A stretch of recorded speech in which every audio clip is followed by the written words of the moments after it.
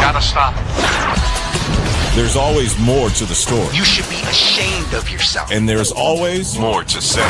Don't ever bring that nonsense in here again. When going too far feels close. Maybe I overdid it. This space thrives on the restricted. This is the Restricted Area with Robert Kira.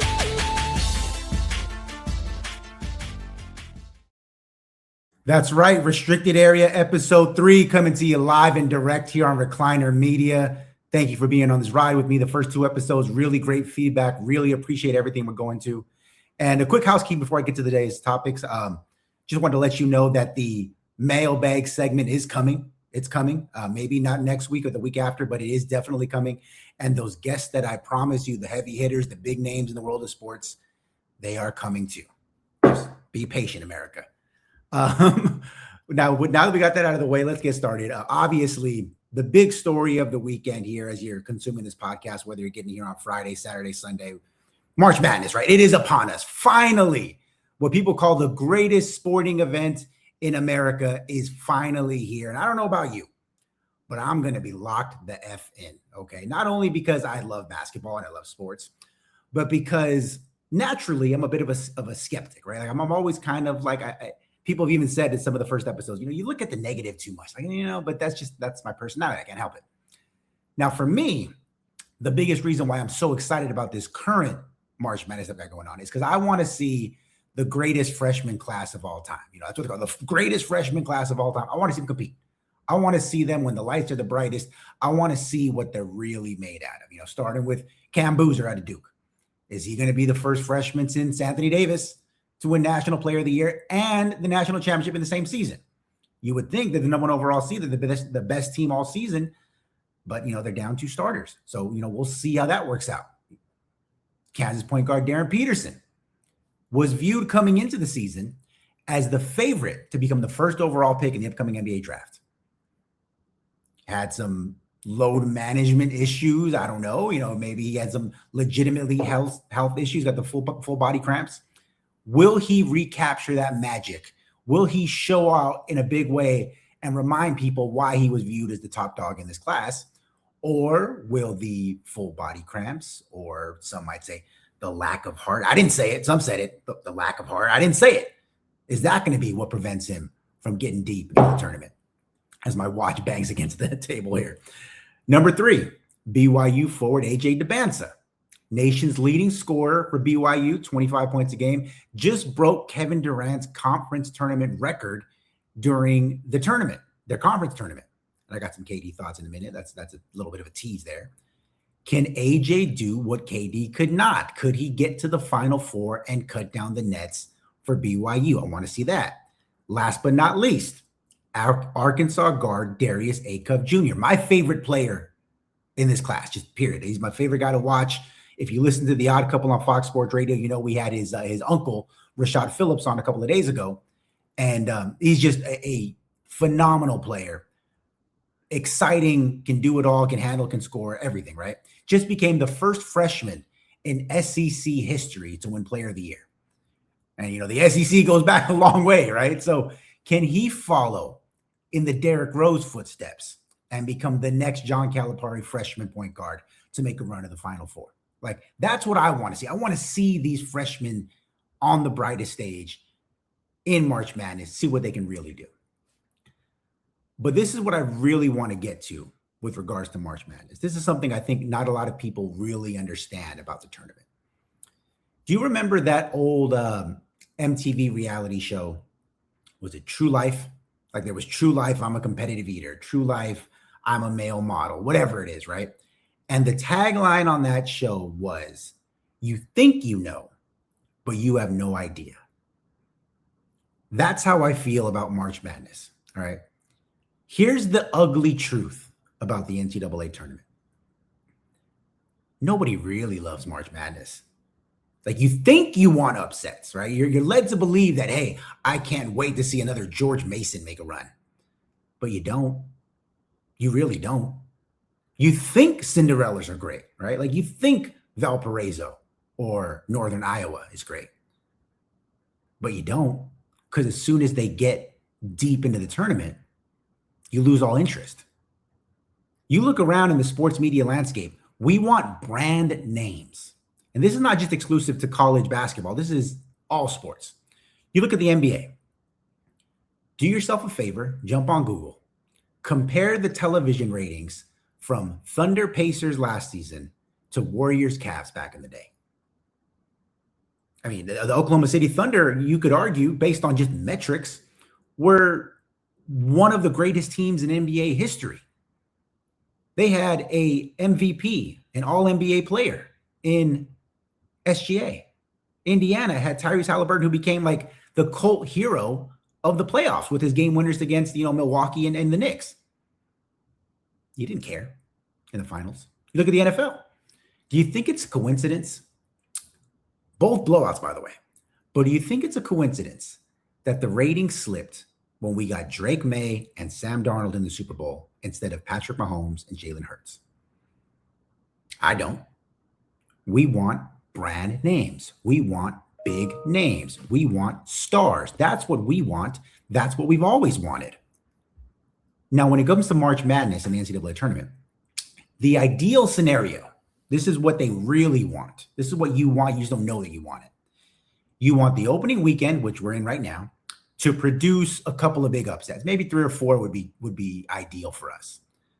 But what you want after that, Kansas, Kentucky, North Carolina, Duke, UCLA, like you want the big dogs to get all the way through. So the ratings will keep you up, and that's going to have your interest peak the entire way.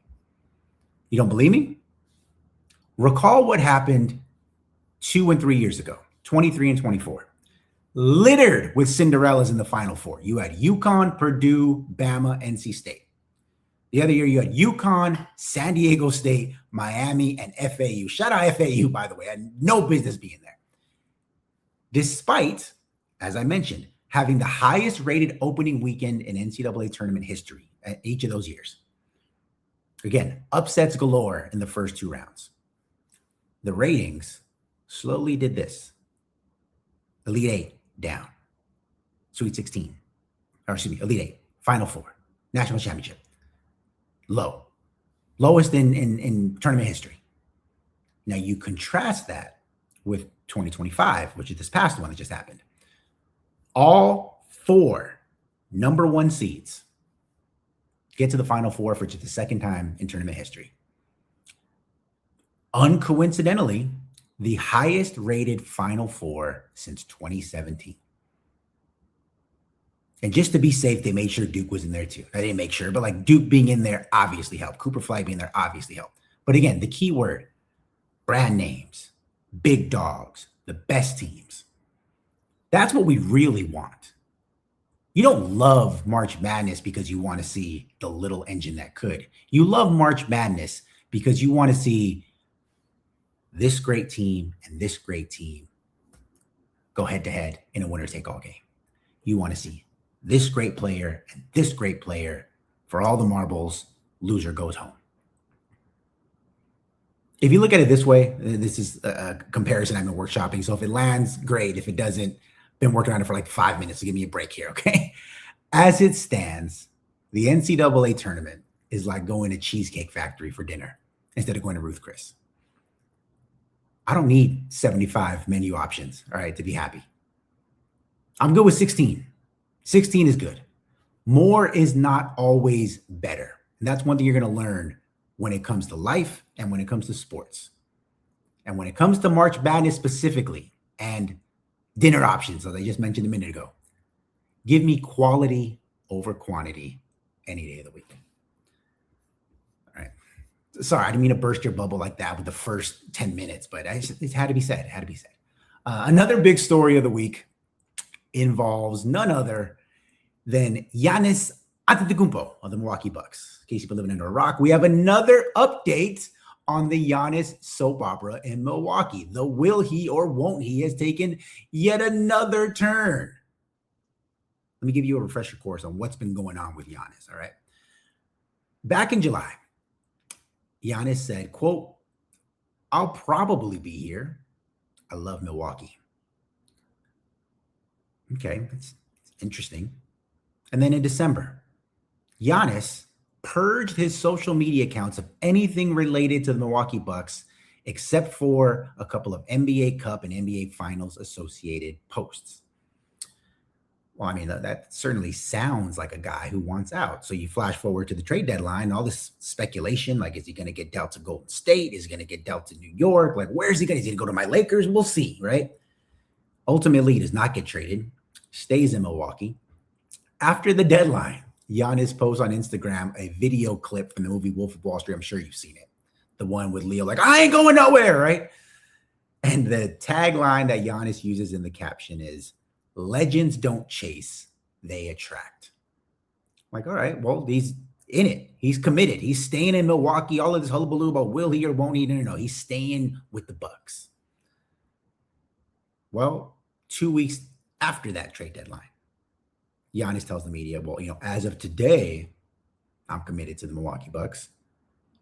Well, I mean, 2 weeks ago, you just said legends don't chase, they attract. And now you're saying that, I'm only committed to them for today. Well, flash forward now to the second week of March, and we have a report come out from the ESPN and the Athletic that Giannis and the Bucks brass are at odds about whether or not he should shut it down for the remainder of the season. Okay. Keep in mind, 4 years ago, Giannis was being called the greatest player in Bucks franchise history, even greater than Kareem Abdul-Jabbar, who is at worst a top 5 player in NBA history, at best probably 2 or 3. Then he was known as Lou Alcindor, but like that's the rarefied air that Giannis was being talked about, right? But as they say in that movie, The Dark Knight, which we all love, right? You either die the hero or you live long enough to become the villain. And that's what's happening to Giannis right now. Since winning the title in 2022, with an all-time great run. Like that 50 piece there in the clincher was incredible. Taking nothing away from him. Since winning the chip in 22, the Bucks have not gotten past the conference semifinals, including 3 consecutive first-round exits. And this season, by all accounts, they're not even going to make the postseason. Okay? So on the court, it's not working.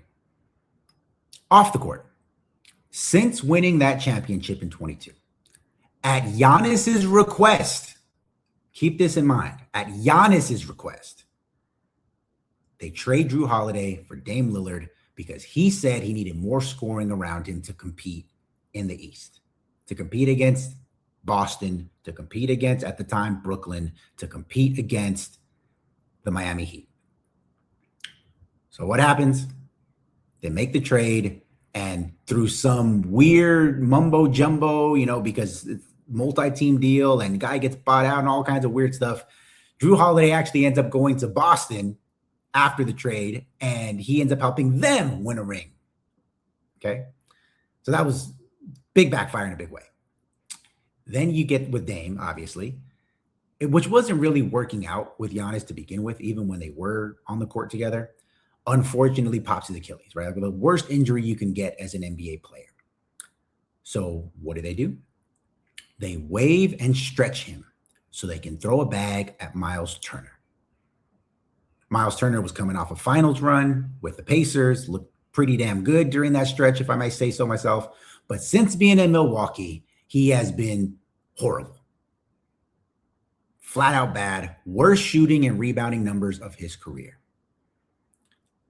So Giannis, if you're listening to this, if not, hopefully somebody will relate to you.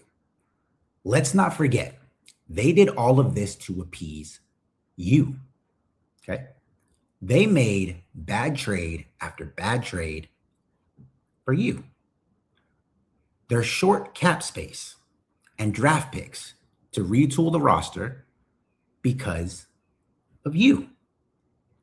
And now, after all of this, hullabaloo and this season gone bad, they have a lifeline. They're this close to having a lottery pick in the top 10 in a year that is supposed to be the best draft in decades. Right? I just mentioned it. Those 4 freshmen are awesome, not counting Caleb Wilson out of UNC. Like, it's supposed to be the best draft class we've seen since LeBron, Bosh, and Wade and Melo. Like that's what it's supposed to be. All you got to do if you're in Milwaukee to ensure that you have a pick somewhere in the top 10 is lose. Doesn't sound too hard. If you tank here in the last 15 or so games, you're fine. Giannis, take a seat. And he's not letting it happen. He's not letting it happen. So I ask you, Giannis, do you really want to win in Milwaukee? Because if you did, you would know, and I assume you're smart enough to realize this. The only way to get help around you is for you to lose right now, is for you to take a seat and rest that ailing knee and not try to be the hero, to ensure you get that draft pick and you get one of these super freshmen who falls down in the draft, or maybe you flip it for an established veteran that's going to be more on your timeline. But that's the way you got to do it if you really want to win in Milwaukee. Is that what you want? Or are you just afraid of being the bad guy? Right? Are you afraid of looking bad to the Buck faithful after saying for years that, hey, I don't, what do you say? Legends don't leave, they attract, right? Are you afraid of looking bad and saying, I want out? My time in Milwaukee has run its course. I need to get to New York. I need to get to LA. I need to get to Detroit, wherever it is. Are you just trying to save face? And in the process of trying to save face, you, Giannis, have become the villain in this story. You are the one who has hamstrung this franchise. You are the one who has them stuck in purgatory. And until, Giannis, you can come to grips with the fact that not everybody's going to like you all the time, not everybody is always going to be your biggest fan, that no matter what decision you make here, whether it's to stay in Milwaukee or request a trade, half the people are going to hate you for it. If you stay in Milwaukee, half the people are going to say, well, he's not serious about winning. Because even if they get a lottery pick, or even if they flip it for another good player, are they really going to overtake the Pistons? Are they going to overtake the Celtics? Are they going to overtake out the surging Charlotte Hornets? Probably not. Or if you say, no, I want out, I got to get out of here. For my legacy, and his legacy trajectory has shifted, make no mistake about it. When he won that championship at 22, coupled with a couple of MVPs, Defensive Player of the Year, all the All-NBA nods, it was no longer just a fun story with Giannis. It was no longer, oh, look at this guy, the unknown from Greece who made good and became one of the best players ever. No, once you started building your resume that early in your career, you're no longer being compared to, plucky dudes like, I don't know, Arvydas Sabonis, right? Or Tony Parker, right? No, your trajectory was up here. Your trajectory was, hey, man, how can he crack the top 10 all time? Is he knocking on the door of Shaq? Is he in the conversation with guys like Duncan and Kobe? I mean, how does he compare to someone like Will? Like, that's the trajectory that he was on. And so if you request the trade and you say, I got to live up to my potential, I got to fulfill my legacy, half the people are going to say, well, Giannis, maybe you're not really about that life. Maybe you're not as loyal to the soil as you claim to be. Maybe you're fraudulent. Maybe you're just like every other star in the LeBron James era of basketball, where rather than stay, you run from the grind. That's not fair. Either one of those responses is not fair, but it's the reality. And Giannis, the longer you drag this out, the worse it makes you look. So just make a decision. I don't want to do that to Giannis. I like Giannis. He might be a Laker. I'm going to take all this back in a couple of months. I'm just kidding. I had some thoughts on Aaron Judge, which I was going to do for this episode, but after watching the news cycle play over on television, radio, and podcasts, I decided, I didn't want to hit the low-hanging fruit. Like, that's kind of been done already. And so I'll get to baseball still later to close the show, but I'm going to leave the Aaron Judge part out of it. Instead, I want to focus on what's going on with Houston. And in case you didn't know, Houston, we have a problem, all right? And it's culminated here this week in back-to-back losses to my Lakers, the soon-to-be NBA champion Lakers, right? Look, in the first game, they lose. Kevin Durant was, by his standards, terrible, right? 7 turnovers. He even said after the game, like, I am the offense. I take responsibility for this kind of thing. And maybe the idea for me is no longer to be on the ball. Maybe the idea is for me to stand in the corner, be in the dunker spot, space the floor, whatever, right?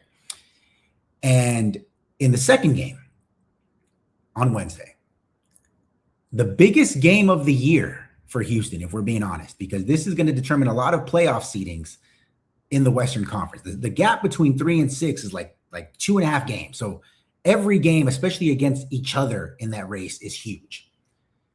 And how do they come out? They're down double digits at half. They claw all the way back in the third quarter. They even have the lead there in the fourth. And they fade down the stretch, right? And, you know, it's not the worst thing. I mean, of course you want to win that game, but it's not the worst thing. The Lakers are one of the hottest teams in the NBA right now. Like, you lose to them, Luka hits a big shot. Like, LeBron almost has a perfect game from the field. Like, these things happen, right? Now, lazy analysts, box score watchers will look at those 2 games and say something like, well, see, this is clear that Houston has let Kevin Durant down, that they wasted one of the last prime years he has available because they never got a point guard to replace Fred VanVleet. That's partly true, right? Like, of course, the VanVleet loss was huge. Of course, them not having a point guard has played a big role in their inability to orchestrate offense late in games. That is 1,000% true. It's also simple-minded. Dig a little deeper. I believe the people who listen to this podcast are smarter sports fans than that, okay? This loss and these last 2 losses are less about the point guard issue and more about the Kevin Durant issue than anything else. Late in that game on Wednesday, if you've been on social media, I'm sure you've seen it, but if you haven't, check out the video of the Rockets huddle in the final minutes. Nobody's talking. Everybody's staring blankly out into the ether. No camaraderie. Just a team dazed out of their mind. Like they had just watched somebody run over their dog, right? Like that team was so mentally checked out. Not just in that game, but it feels like they're mentally checked out on the season. I mean, hell, a week and a half ago, they lost by damn near 40 points to Denver, right? And the problem is, it's so predictable. It's been that way every single stop of Kevin Durant's career since he left Oklahoma City. His last year in Golden State, vibes were off. And as much as I blame Draymond Green for what he said to KD on that side, and I stand by that when he's, called him a bitch and said that, we can win without you, leave, and he ended up leaving.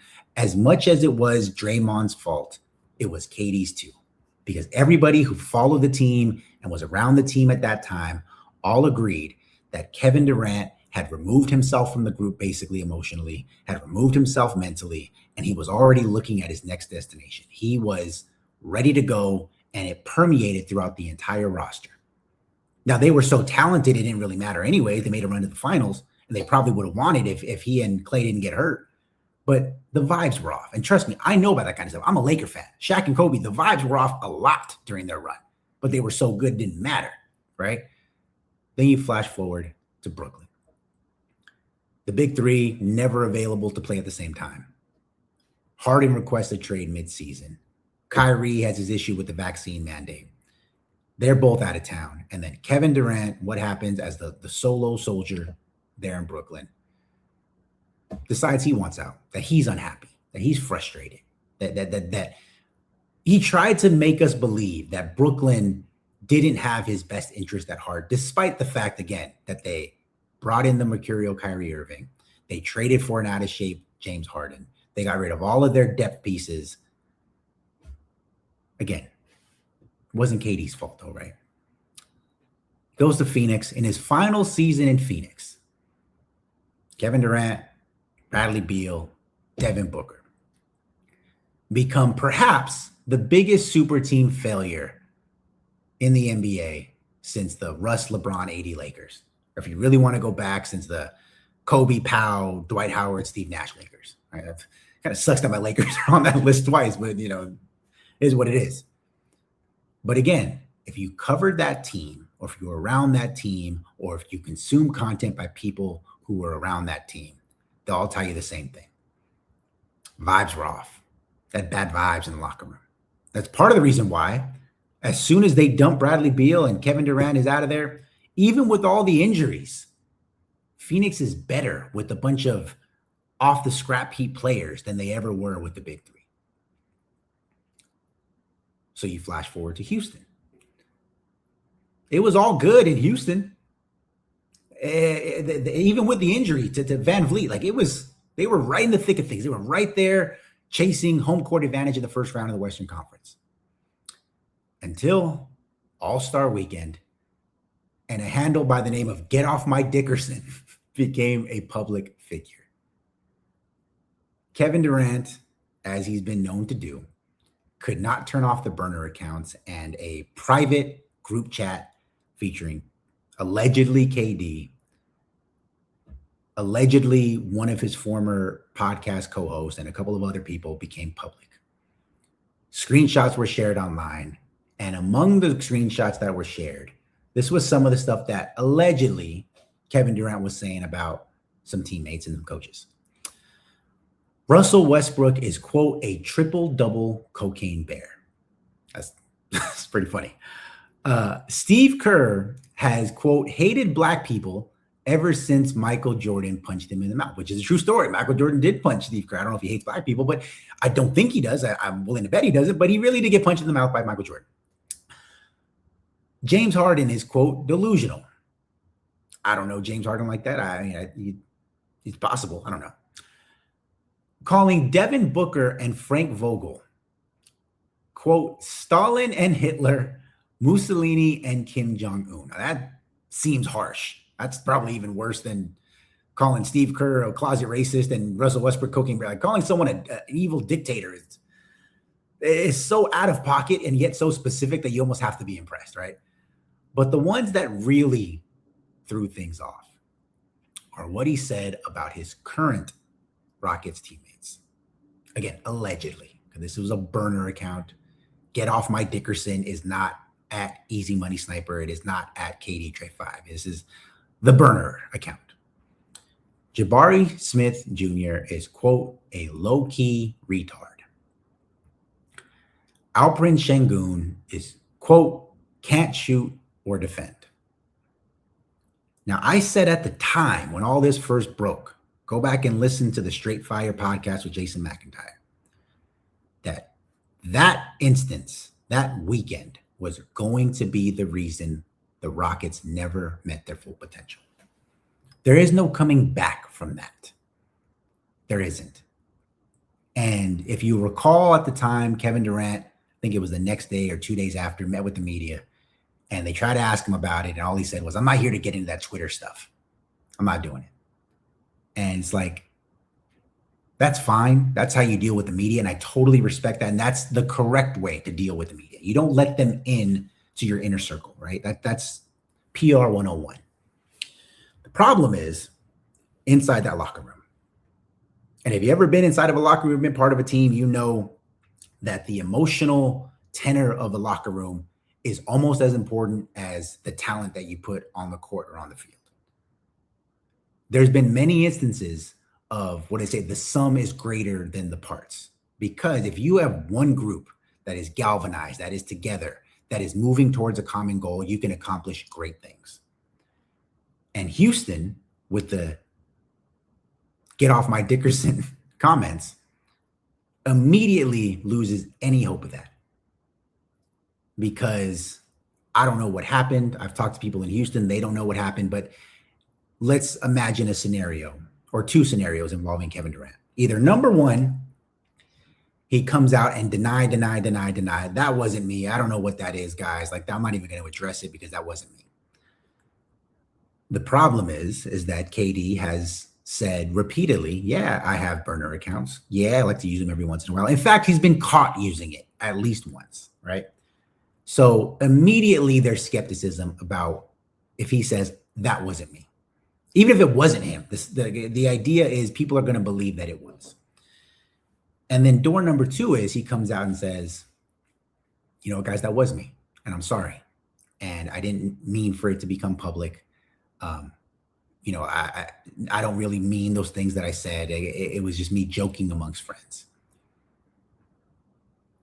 You can joke about people that you work with or joke about teammates behind their back.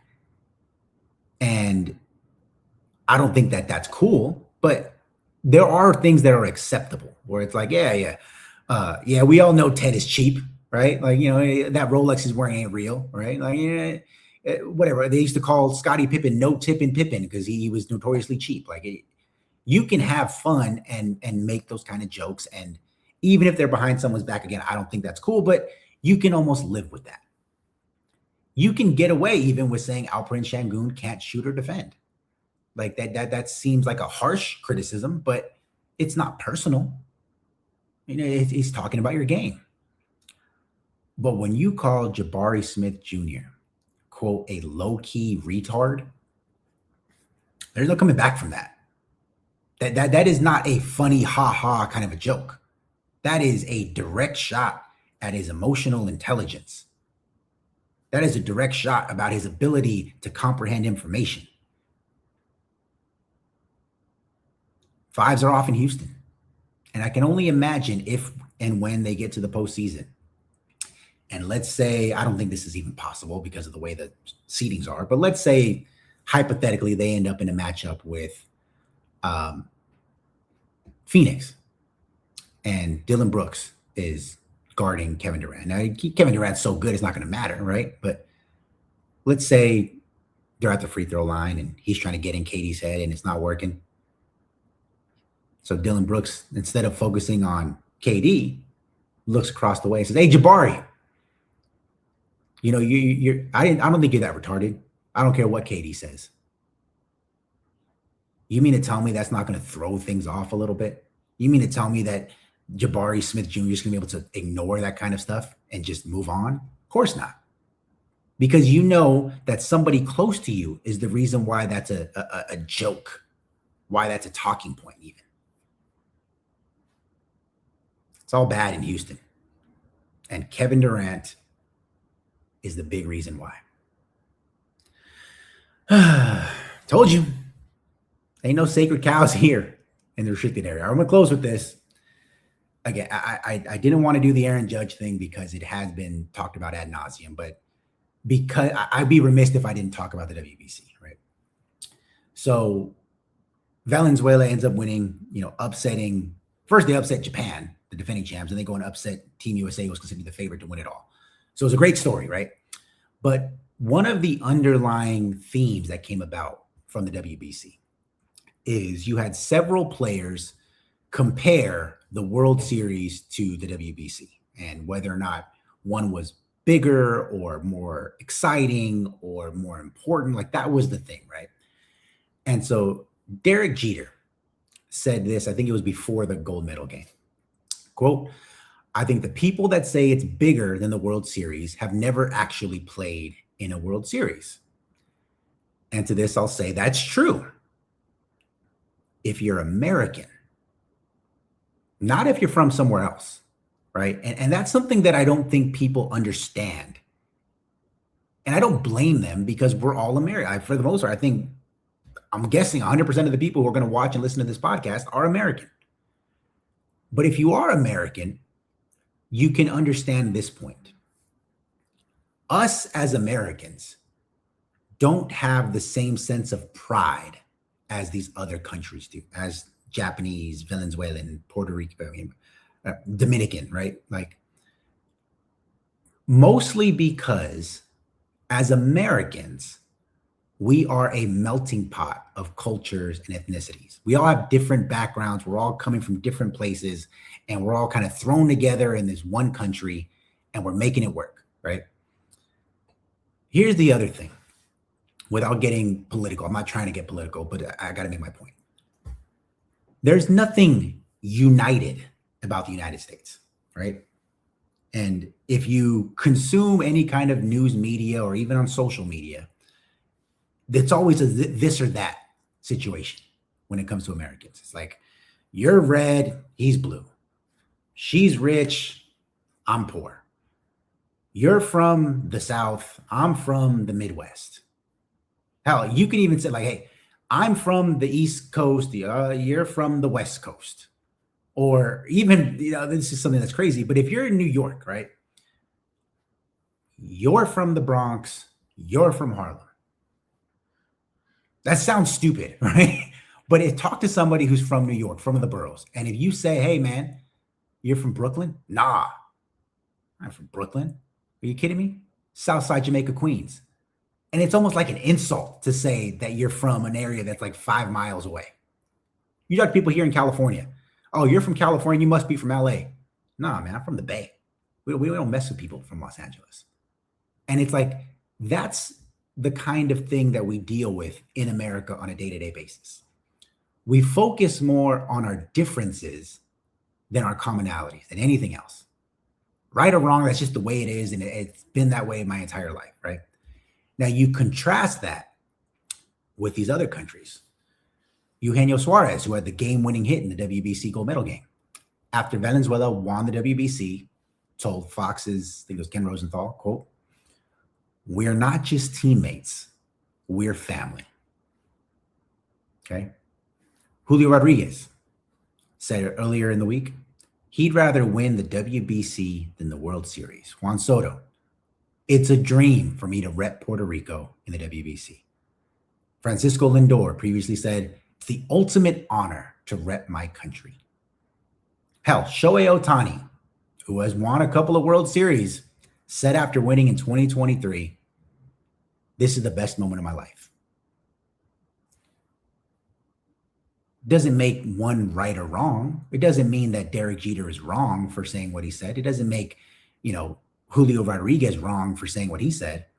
It's that our cultures are so different that we don't really understand each other, right? And I think that's the issue that I wanted people to understand when it came to the World Baseball Classic. It's not just an exhibition to these guys. It might be an exhibition to us. Maybe that's why, we didn't have our best dudes over there, because we're so worried about the real season coming up. And that's totally fair. But to these guys from these other countries, it's bigger than baseball. This is about where I come from and my people and our united, struggles in a lot of different ways, and what it means to have Japan on my chest, the DR on my chest. Like, it's different. And I don't blame Derek Jeter. I don't blame any of these guys on Team USA for not really understanding that, because that's just not how we all grew up. And so, I just wanted to make sure that that was communicated, because I don't think enough people understand that fact. And because it was such a hit, I'm not talking about the WBC, even though it was a hit, the Stephen A bit seems to have gotten people, they seem to like it. So I got a little Stephen A bit related to the WBC I'm going to end it here. That's how I'm going to close the pot here. America, maybe if we had more national pride, maybe we'd perform better in these tournaments. For all this talk about baseball being America's pastime, Team USA sure does get their ass beat a lot on this biggest stage. Been 6 WBCs. How many we won? 1. Japan, 3. The Olympics, we have 1. Cuba has 3. And yet we have the audacity to call our MLB championship round the World Series. World's been kicking our ass for years. For years. Let's keep it a buck. So I say this to Aaron Judge, to Bryce Harper, to everybody involved with USA Baseball. You don't want to make an enemy out of me. We better fix it and bring home the gold to the red, white, and blue. I'm getting pretty good at this, man. I'm not gonna. I feel like I'm in the zone sometimes when I'm doing it. All right, that is a lengthy episode of the Restricted Area, episode number 3. Make sure you keep tuning in. Subscribe to the YouTube channel. Subscribe to the podcast. Check out all of the Recliner Media content. Putting out a lot of great stuff. Until then, till next time, peace out.